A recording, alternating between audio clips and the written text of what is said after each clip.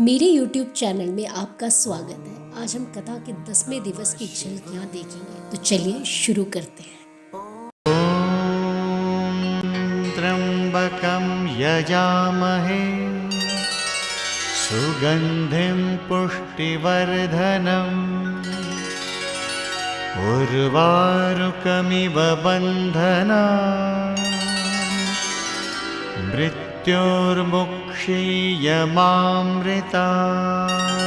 तो रावण कैलाश से भगवान शिव की वो पिंडी लेकर के आ रहा है और गणेश भगवान विघ्न प्रकट करने के लिए प्रकट हो गए। बोलिए गणपति भगवान की। सुंदर एक ग्वाले का रूप बनाया, भगवान की माया देखिए, और लघु शंका आ गई रावण को। अब इसे नीचे नहीं रखना चाहूंगा, और लीलावश दृष्टि पड़ गई गोल मटोल बालक पर। अरे इधर आओ, थोड़ी देर तुम इस पिंडी को अपने हाथ रखना, मैं थोड़ा जरा निवृत्ति होकर के आऊंगा, फिर पकड़ लूंगा। लेकिन जैसे भगवान की सुंदर श्री विग्रह स्वरूप को उस बालक के हाथ दिया, बालक ने हाथ न लेकर के उसे धरती पर रख दिया। रावण लौट करके आया, उठाने का प्रयास कर रहा है। जिसके शरीर में इतना बल था, जो कैलाश को उठाने का सामर्थ्य रखता था, लेकिन एक छोटी सी पिंडी को नहीं उठा पाया। ये भगवान शंकर का दिव्य प्रताप था। जब ने पढ़ा भी है कहीं कि यहाँ हिमाचल में वैद्यनाथ में भी वही वैद्यनाथ पिंडी थी, लेकिन आदि गुरु शंकराचार्य ने 12 ज्योतिर्लिंग में केवल परल्यम वैद्यनाथम एक वहां भी मान्यता है, और दूसरी चिता भस्म देवधर में, जहां झारखंड में भगवान शंकर का वैद्यनाथ का स्वरूप। लेकिन रीति देखिए, आज भी वैद्यनाथ में रावण का पुतला नहीं जलाया जाता है। क्यों? क्योंकि उस पिंडी को रावण के हाथों लाया जा रहा था। लेकिन मृत्युहीन पुत्र प्राप्ति के लिए तप करने लगे, क्योंकि जानते हैं ना, शिलाद मुनि जिनके संतान नहीं होती, उनके देवता भी यज्ञ का भाग नहीं उनके हाथों लेते। बोलिए। तो यहाँ भगवान शंकर को प्रकट करने के लिए कठोर तपस्या की। एक दिन भगवान शंकर प्रकट होकर के शिलाद ने मांगा, प्रभु मुझे आप जैसा पुत्र चाहिए, वो भी अयोनिज, और जिसकी मृत्यु न हो। कहते मैं ही नंदी बन करके तुम्हारे पुत्र के रूप में पैदा होऊंगा, और जगत में तुम मेरे भी पिता कहलाओगे। तो शिलाद भगवान शंकर के भी पिता कहलाए। वो यज्ञ जिन शिलाद मुनि को करना था, और उस यज्ञ भूमि को जब हल से उस भूमि को जोत रहे थे, और यज्ञ से पहले ही मैं शिव की इच्छा से बाल स्वरूप में प्रकट हो गया। बोलिए नंदीश्वर भगवान की। धन्य हो शिलाद मुनि, जो आपके ऐसा गुणी पुत्र पैदा हुआ है, जो सर्वगुण लक्षण से युक्त है। लेकिन पिताजी फूट फूट करके रोने लगे। कहते क्यों रोने लगे? ब्रह्मा कहते सुनो नारद, मैंने पूछा पिताजी क्यों रो रहे हो? तो इधर भगवान के देखिए शिलाद मुनि कहते, बेटा तुम्हारी अल्प आयु है, क्योंकि भगवान शंकर ने वरदान में कहा था, कहते पुत्र तो अयोनिज होगा, लेकिन आयु छोटी होगी। पिता की कुटिया को छोड़ करके घोर वन में प्रवेश कर गया, जहां जाकर के उसने कठोर तप करना प्रारंभ किया। क्या सुनो शिलाद नंदन, तुमने बड़ा उत्तम तप किया है, वर मांगो, जो मांगोगे सो दूंगा। शिव कहने लगे, वत्स नंदी सुनो, तुम मेरे समान हो, मेरा ही तुम अंश हो, मेरा ही दूसरा रूप हो, इसलिए मैं तुम्हें वरदान देता हूँ, जिसे मैं अपनी शरण लेता हूँ, उसे मृत्यु का भय कहाँ रहता है। क्या वरदान ये देखिए। गणपति ही कहते तुम गणों में अग्रगण्य रहोगे, अजर और अमर, जरा मृत्यु के चक्कर से मुक्त रहोगे, और ऐसे कहते तुम सदा गण नायकों में सबसे अग्रगण्य। शंकर कहते सुनो पुत्र, जहां मैं रहूंगा वहां तुम्हारी स्थिति होगी और जहां तुम रहोगे वहां मैं भी विद्यमान रहूंगा। इसलिए भगवान शिवालय में भीतर बैठते हैं और भगवान शंकर का ही दूसरा स्वरूप नंदी बाहर बैठता है। इसलिए ध्यान रखना भैया, भगवान शंकर के सामने बैठे हुए नंदी के मध्य से नहीं निकलना, ये पाप की स्थिति में आता है। कहते हैं आओ मैं तुम्हें भगवान के 10 अवतारों की लीला सुनाऊं, जिन भगवान शंकर ने उन अवतारों में उन शक्तियों को भी प्रकट किया। फिर शंकर और शक्ति ने दोनों मिलकर के दुष्टों का विनाश करना प्रारंभ किया। 10 अवतारों में सबसे पहला अवतार हुआ महाकाल का। बोलिए महाकालेश्वर भगवान की, जो कहते भोग और मोक्ष को देने वाला महाकाल रूप प्रकट करके भगवान ने शक्ति को कहते काली के रूप में प्रकट किया और उस काली ने ही रक्त बीज जैसे, चंड मुंड जैसे, शुंभ निशुंभ जैसे राक्षसों का विनाश किया। कहते नारद दूसरा अवतार भगवान ने तार रूप में लिया। भगवान शंकर तार बन गए और जहां मुक्ति और भुक्ति के प्रदाता, अपने सेवकों को भक्तों के सुख प्रदान करने वाले, और इन्हीं तार महाकाल की पत्नी बनी तारा, उग्र तारा के रूप प्रकट होकर के उस शक्ति ने भगवान के इस तार के अवतार का हेतु सिद्ध किया। भगवान शंकर का तीसरा अवतार हुआ बाल भुवनेश के रूप में। इनकी सेवा के लिए पराशक्ति भुवनेश्वरी मैया के रूप में प्रकट हो गई।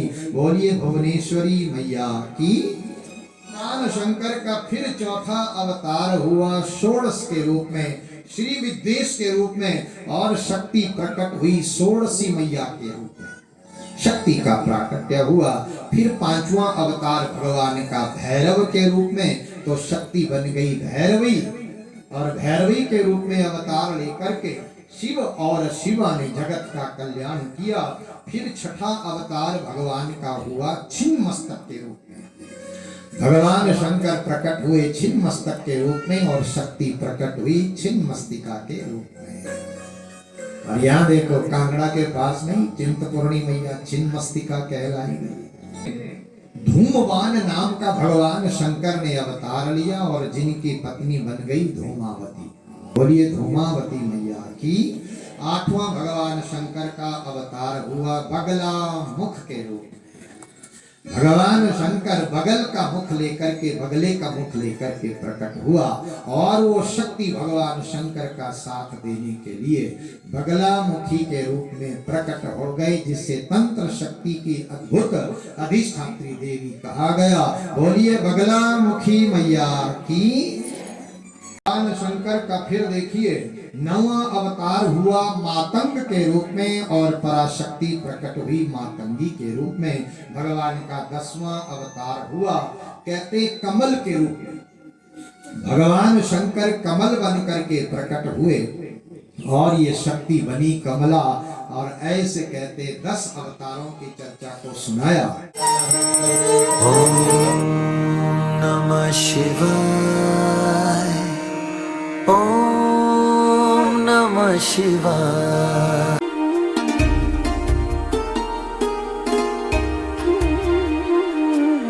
कर्पूर गौरम करुणावतारम संसार सारम भुजगेन्द्रहारम सदा वसन्तं हृदयारविन्दे भवं भवानी सहितं नमामि। उमापति महादेव की, शिव महापुराण की, जननी महामाया की। लास्ट दिन है, कितनी खुशी हो रही है ना, देखना कितनी खुशी आज।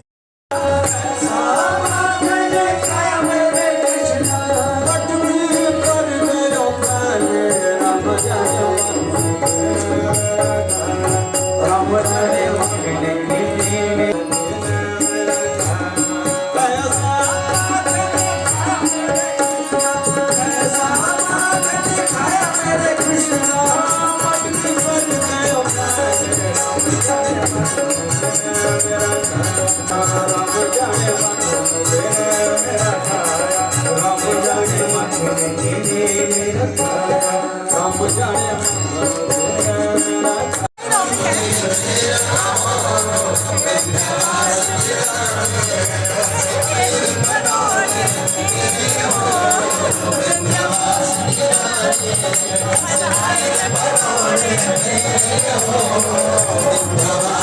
वही बड़े भाव के साथ नाच करके गा करके सहयोग दें, क्योंकि आज की ही अंतिम रात्रि है। कल सभी अपने अपने घर में बोल सच्चे दरबार की नचलन देने मैनू कालन दे उड़ जाओ उड़ जाओ उड़ जाओ उड़ जाओ नचना नी मैं नचना तेरे नाल अज मैनू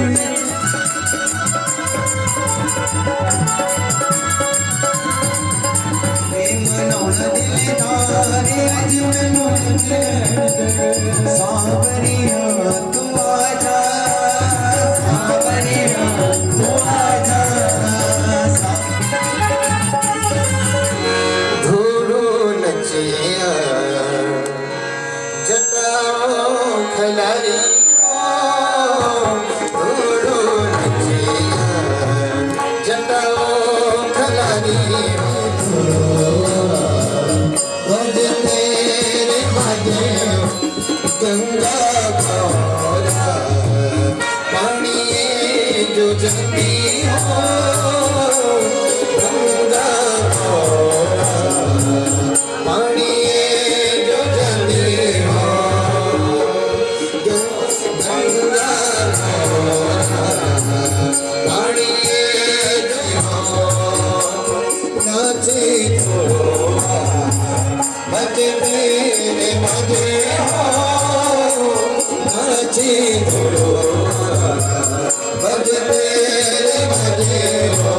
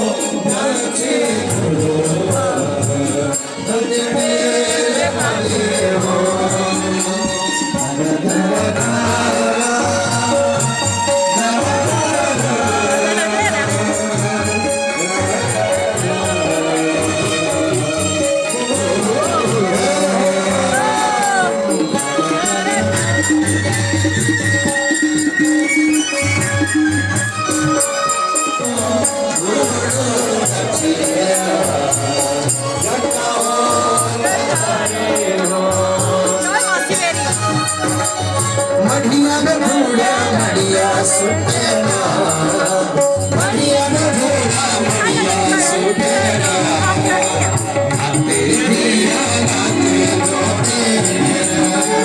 मढ़िया में बूढ़ा मढ़िया सुटेना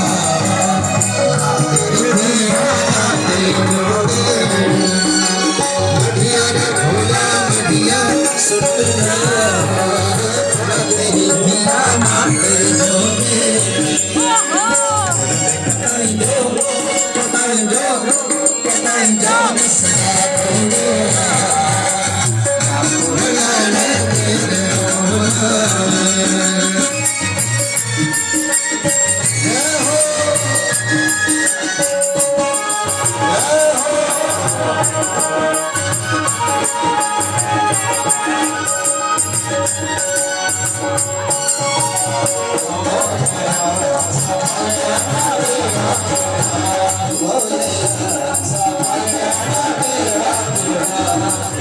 सजाया